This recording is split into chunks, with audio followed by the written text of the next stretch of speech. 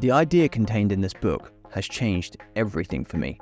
Not only did it make the second half of 2023 the best 6 months of my entire life, but it's completely revolutionized my way of thinking.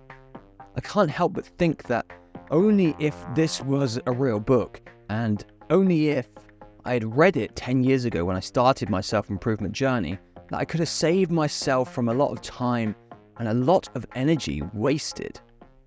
You might be wondering 3 things right now. First, what is a self-care lie? Second, how did it make such a big impact in my life? And third, and probably most importantly, have you fallen for it? When I was doing the research for this video, I was trying to find out the best way to share this idea in a way that people will fully understand it and remember it. And I found that the best way to do that is to integrate it into a story.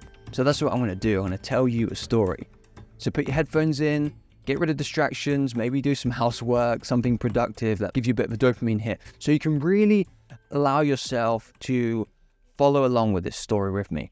The story opens up with a young man who's completely beaten.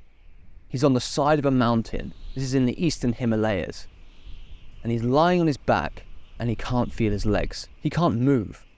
The stack of logs that he was carrying on his back up this mountain is like all strewn across the mountainside below him. And as he looks down at what's happening there, he sees his hands. And his hands are blooded and bruised from where he's been punching a piece of wood hundreds of times every day for the last few weeks. He's at a training camp for martial arts and he's 3 weeks in and he's just about to quit. And this is the point where the self-care lie manifests. This is where you have to make the decision to whether you're going to honor the highest side of yourself or you're going to give in and think that you need to take better care of yourself to keep yourself safe. Our hero comes from a small, peaceful, quiet village where he's a good kid. He has his responsibilities and he keeps up with them. He has good friends and a good family and a loving community. But the problem is that in this community, they don't have any defenses. And there's a lot of insecurity because every once in a while, out of nowhere, raiders show up. These bandits show up and they come into the village and they take everything they have. And if anyone gets in their way, they kill them. And this has happened periodically through our hero's whole life. And he is just sick of it. He actually respected the people that used to stand up to these raiders. And they used to lose their lives, but he respected them more than ever. But the last few times the raiders have come, no one's even stood up to them. So he's sick and tired of this uncertainty and this insecurity, not knowing when these raiders are going to show up and not being able to defend himself and just finding himself in this same perpetual pattern without anything changing. And I know this is an extreme example, but I think a lot of us can relate to this, that we're fed up with the status quo, we're angry at finding ourselves in the same position again and again, and we want to do something about it. We want to change it because we're fed up of the insecurity, we're fed up of the uncertainty, and we want to have a good shot at actually being our best selves. So we find ourselves in this position where we think, damn, I have to make a change. I need to change something here. And that's what we do. We start a new workout regime. We commit to meditating every day. We start a new business or a new project, or we set some goals as part of a self-improvement plan. We need to change things because when we do that, we believe that if we do those positive actions, it's going to make things better than what they are. We're going to be more equipped to face the challenges and the difficulties in life and to put an end to those things, or just at least to deal with them in a better way. And when we're doing that, we're believing that we're going to become the best version of ourselves. And through becoming the best version of ourselves, we're fulfilling our potential and we're going to feel better about ourselves. We're going to have a heightened self-love and heightened self-worth. And this is what the hero of our story wants too. He wants to better himself so he can alleviate the suffering and the hardship that he and his loved ones are going through. And when we're going through self-improvement, isn't that what we're trying to do?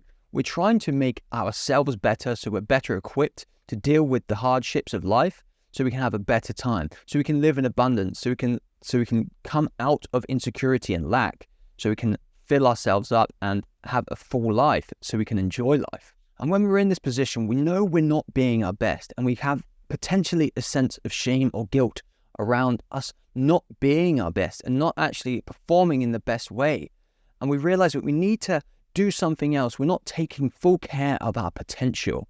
We're not treating ourselves with the highest level of respect that we could be by honoring our gifts and our talents and our abilities. So what happens is we go out and search for a teacher, a coach, or the right information that we need to be able to become our best selves. This is what our hero does. He goes out on an adventure and he finds a training camp, and the teacher says to him, if you commit to this training with me, I can teach you how to become an ultimate fighter, like the UFC champ of the Eastern Himalayas. So he can basically just beat up all these invaders. Like, they don't have guns or anything like that. They're just coming in with like swords and stuff, and he's going to teach him how to like fight with swords and weapons and things like that. So when they come in, he can just beat them all up and they'll never come back again. And at first, our hero is really enjoying the training. He thinks it's good. He knows this is what he wants to do, and he's making good progress. But as the weeks progress, we're about 3 weeks in now. Say we're 3 weeks into the new year, and we've been committing to our New Year's resolutions for that amount of time, and things start to get hard. Something happens maybe in the outside world that makes things harder for you to commit to your goal, the thing that you want to do, or you're just not feeling it. You're just having a bit of a down point, and you're not sure whether you should continue or not. And this is the point, again, where the self-care lie manifests. Whether you are going to take care of yourself in the best way possible and give yourself respect and respect your highest side of yourself and your potential, or you're going to take a step back and keep yourself safe. And this is what happened to our hero. He woke up in a bit of a funk that morning, and the weather was terrible though. It was stormy, and the teacher came in still and said, right up, let's do your training. Punching the wood, his hands were hurting more than ever that day. His bones were bruised, and the logs that he was carrying seemed like they were heavier than they had ever been.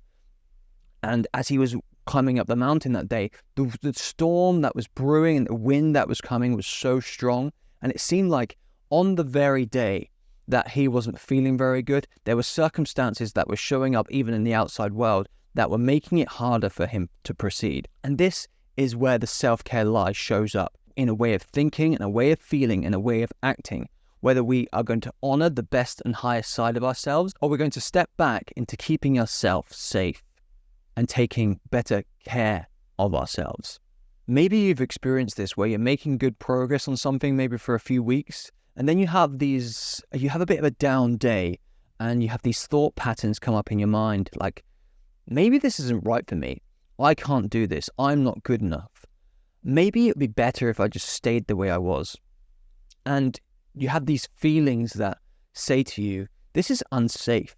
You need to take better care of yourself. You need to be more careful. This is too uncomfortable, and you need to go back to what is comfortable and normal for you, back into your comfort zone. This is maybe when you talk to a family member or a friend and say, do you know what?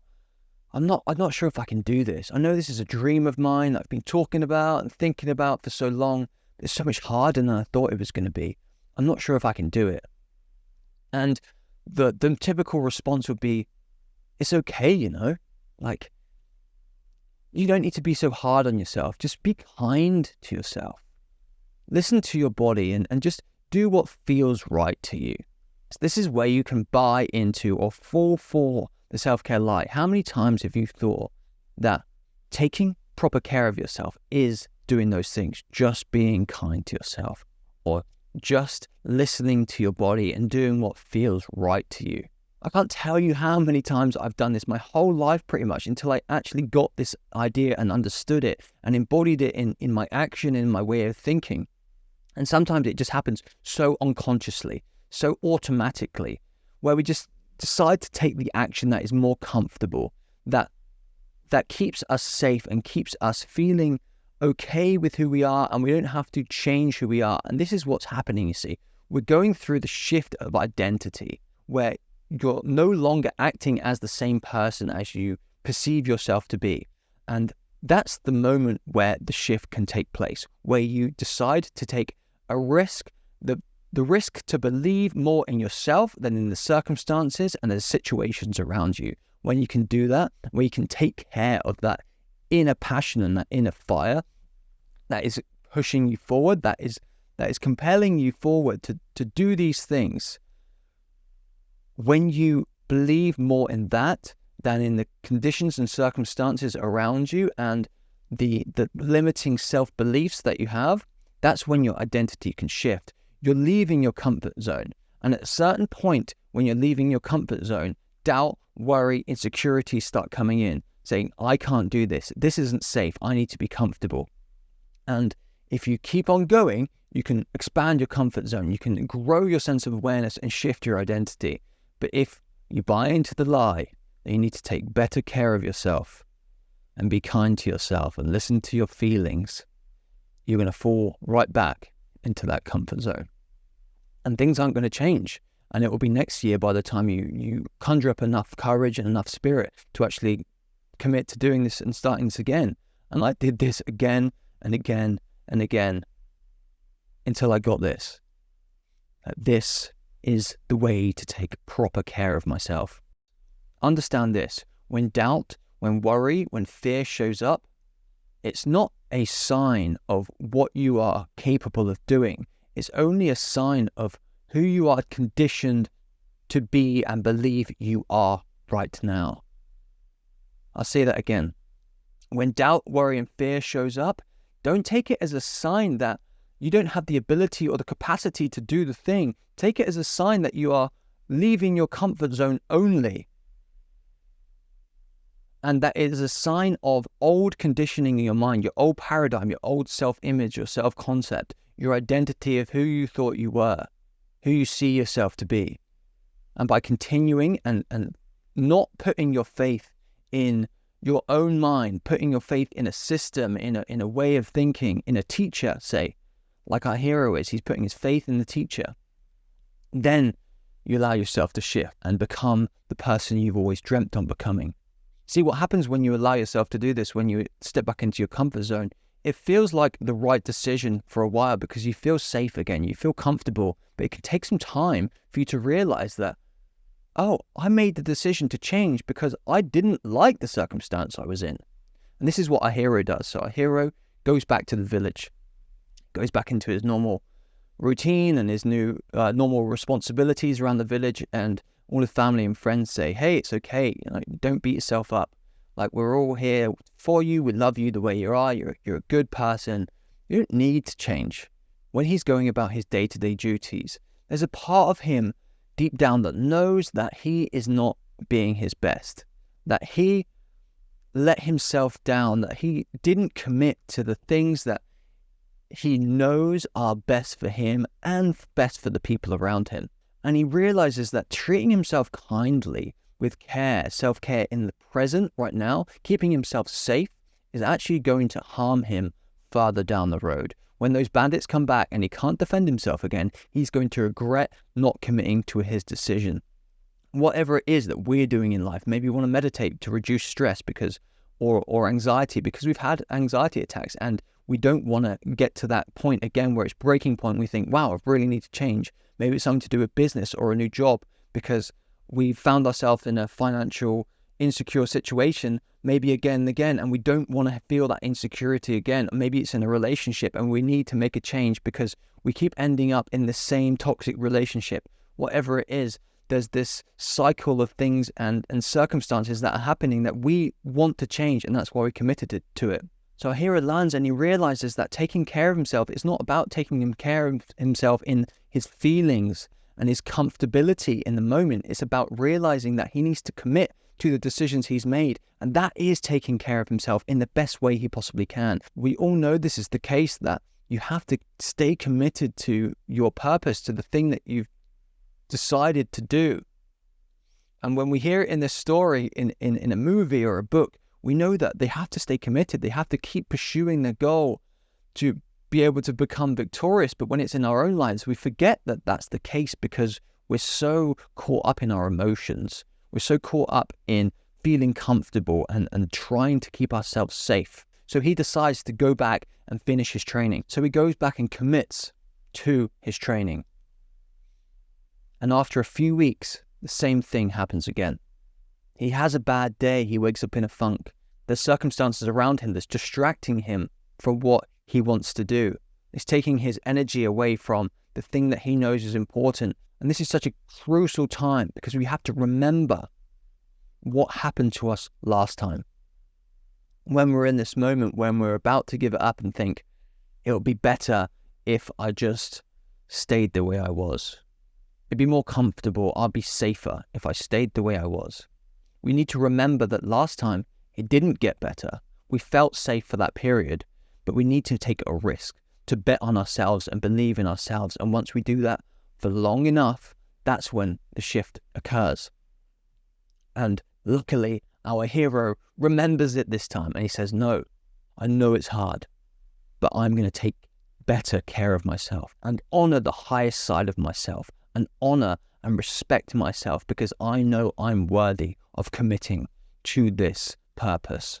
You see, this is what real self-care is. It's about keeping yourself accountable to the highest standards that you want to live by disciplining yourself enough so you can actually start to live by those standards. It's literally taken my whole life to work this out. I'm 31 years old now. It took 30 years and 10 years of self-improvement in that time to figure this out.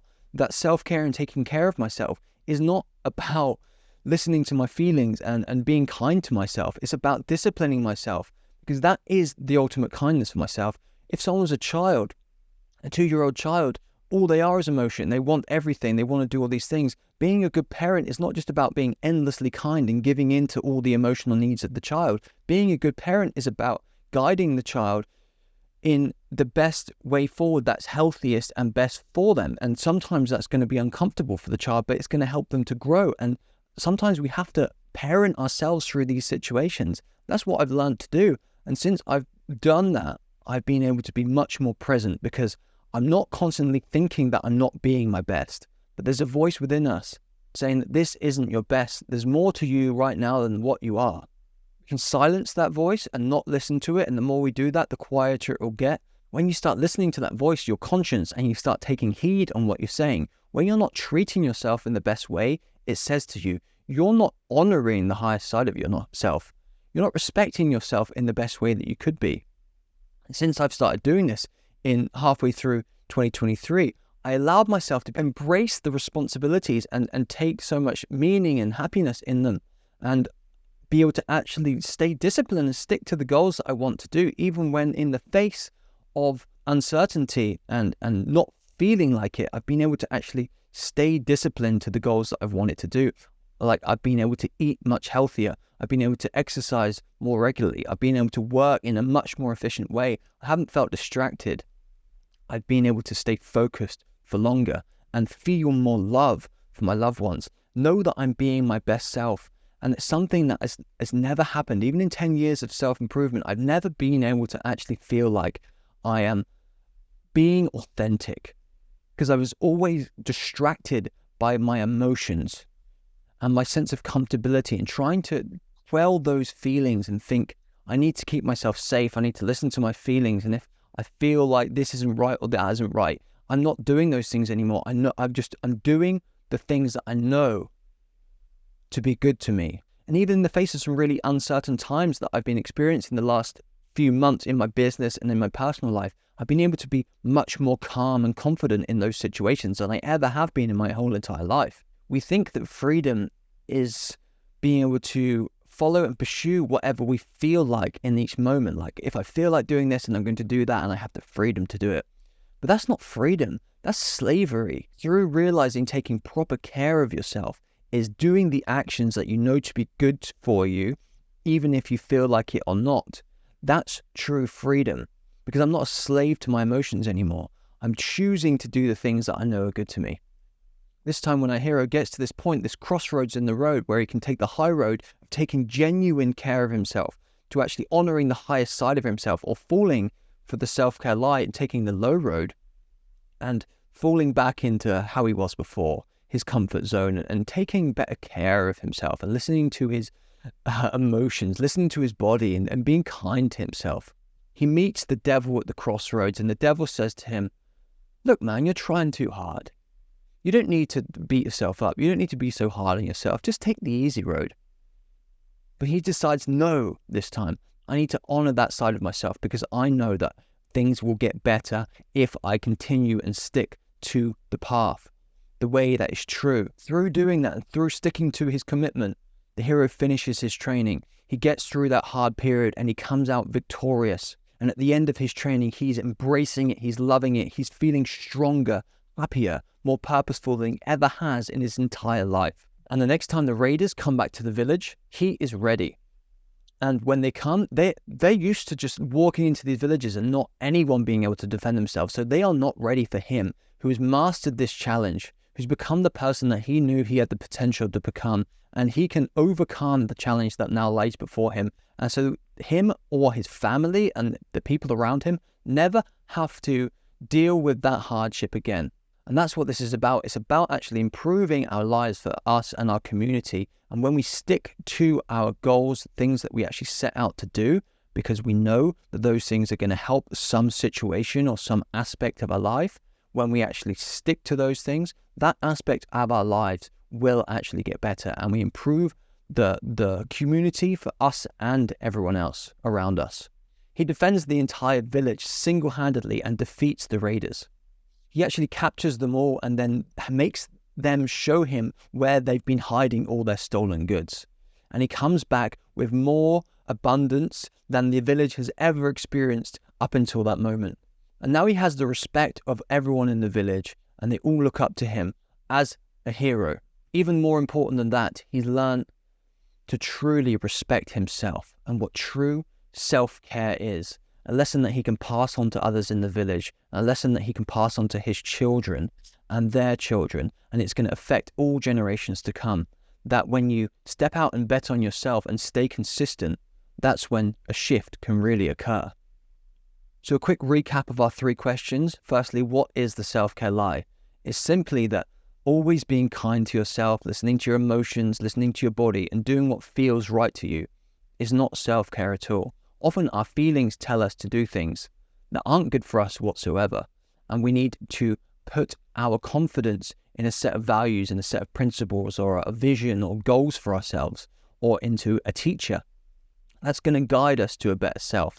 That's actually going to guide us to help take better care of ourselves. Secondly is, how has it made such a big difference in my life? Which is also the questions like, how is it going to make such a big difference in your life when you start to adopt this and you understand and you embody this idea?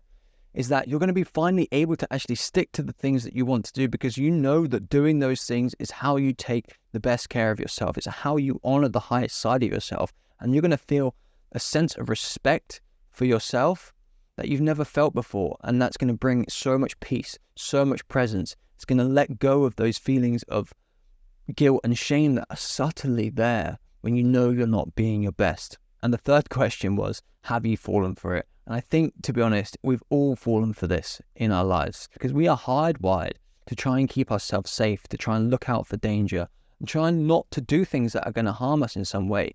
And that's what it feels like when we're leaving our comfort zones.